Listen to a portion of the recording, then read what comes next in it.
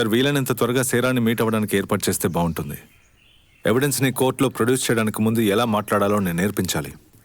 ఉండండి, నేను ఇప్పుడే కాల్ చేస్తాను. సార్, గౌతమ్కి ఎన్నేళ్ళు శిక్ష పడే ఛాన్స్ ఉంది? 10 సంవత్సరాలు లేదా యావజ్జీవ కారాగార శిక్ష. It depends. ఈ కేసుని మనం వాపస్ తీసుకోగలమా? ఇలాంటి కేసులో వాపస్ తీసుకోవడం కుదరదు. సడన్ గా ఎందుకు ఇలా అంటున్నావు? నేను తట్టుకోలేకపోతున్నాను. Case, court.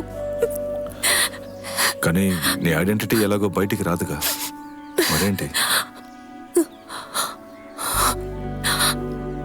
నీ బాధ నాకు అర్థమవుతుంది. నేను స్వయంగా చూస్తున్నాను కదా. ఇప్పుడు నువ్వు చేసేది మామూలు విషయం కాదు. మిగతా వాళ్ళు ఇలా చేయడానికి భయపడతారు. సేరా ఎప్పుడు పిలిచినా వస్తాను అని చెప్పింది.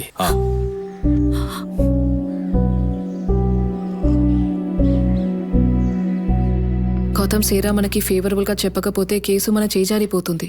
I want you to talk to her. నేనేం చెప్పినా తను వినదు. సేరా నీ ఫ్రెండే కదా, జరిగిందంతా తనకి ఓపెన్ గా చెప్పు.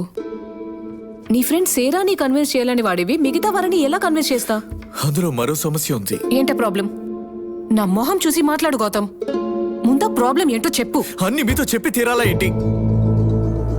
చెప్పాలి, చెప్పే తీరాలి.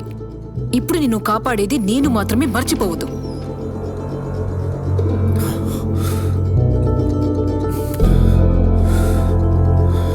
ఏంటి చెప్పలేకపోతున్నావా?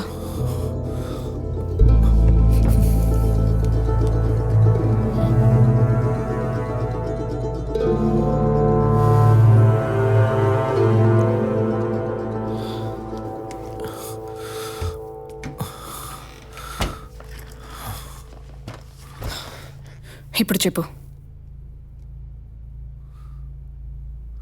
అనుష నన్ను లవ్ చేస్తున్న విషయం నాకు ముందే తెలుసు. సేరాతో ఈ విషయం గురించి డిస్కస్ చేసావా? తనే నాతో ఈ విషయం చెప్పింది. కానీ ఇది ఇంత పెద్ద సమస్య అవుతుందని నేను అనుకోలేదు. నేనెవరిని చీట్ చేయలేదు. నన్ను చేసావు కదా. అనుష నాతో క్లోజ్గా ఉండడం చూసి ఆనందించాను. కానీ ఇదంతా ఎంత సీరియస్ అవుతుంది అనుకోలేదు. ఆ రోజు రాత్రి జరిగిన దానికి నేను ఎలాంటి ప్లాన్ వేయలేదు. It was mutual. ప్లీజ్ నన్ను నమ్మండి. నిన్ను నమ్మాల్సింది నేను కాదు, కోర్టు. తనని పెళ్లి చేసుకుంటే ఈ సమస్య తీరుతుందా? ఛాన్సే లేదు. నన్ను ఎలాగైనా కాపాడండి. కావాలంటే తన కాళ్ళు పట్టుకొని క్షమాపణ అడుగుతాను. అనుషానే కాదు, ఇంకెవరూ నిన్ను కాపాడలేరు. అసలు నువ్వు చేసిన తప్పుకి ఎవరూ నేను క్షమించలేరు. నువ్వు ఆ సేరతో మాట్లాడు. ఈ కన్నీళ్ళు తన దగ్గరికి వెళ్ళి కార్చు. ఇప్పుడు నీ జీవితం తన చేతిలో ఉంది.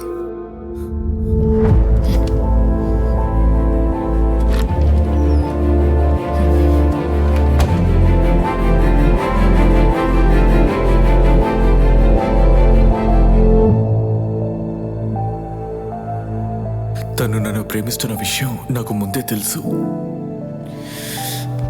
ఒకవేళ నువ్వు ఈ కేసులో గెలిస్తే మన పాత ఆఫీస్ రూమ్ ఖాళీగానే ఉంది కదా. నేను ఈ ప్రాసిక్యూటర్ ఉద్యోగం మానేసి అక్కడికి వచ్చేస్తాను.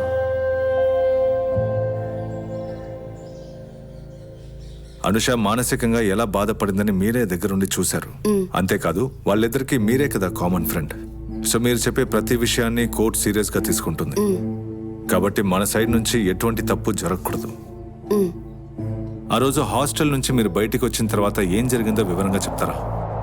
నేను ఆ రోజు రూమ్ లో చూసేటప్పుడు అనుష ఆత్మహత్య చేసుకోవడానికి ప్రయత్నించింది.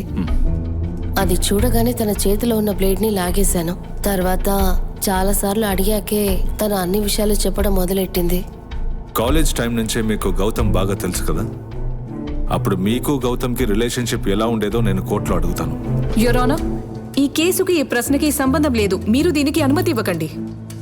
సంబంధం ఉంది యువర్ ఆనర్. ఈ కేసులో ముద్దాయి అనబడే గౌతమ్ క్యారెక్టర్ గురించి మనం తెలుసుకోవాలి కదా. You may proceed. Thank you your honour. నిజం చెప్పండి, అతను మీకు పరిచయం అయినప్పటి నుంచి ఇప్పటి వరకు గౌతమ్కి చాలా మంది గర్ల్ ఫ్రెండ్స్ ఉండేవారా? ఉన్నారు. వాళ్ళెవరికి గౌతమ్తో సీరియస్ రిలేషన్షిప్ ఉండేది కాదు కదా? లేదు. అంటే అతను ఎప్పుడు ఏ విషయాన్ని సీరియస్ గా తీసుకోడు, కరెక్టేనా?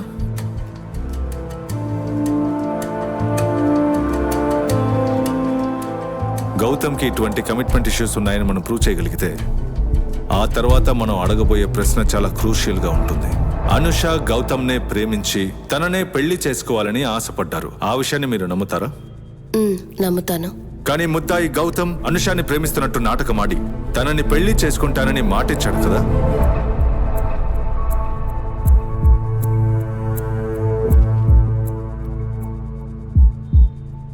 ఏమో, నాకు తెలీదు.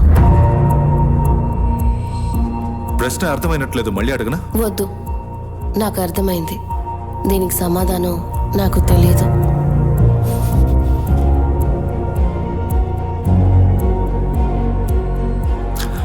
అనుష గౌతమ్నే పెళ్లి చేసుకుంటుందన్న విషయం గౌతమ్కి ముందే తెలుసు కదా?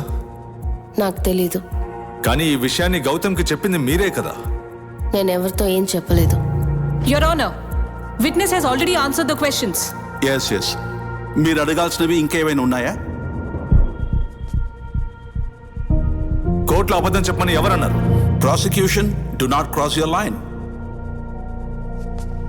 That's all your honour.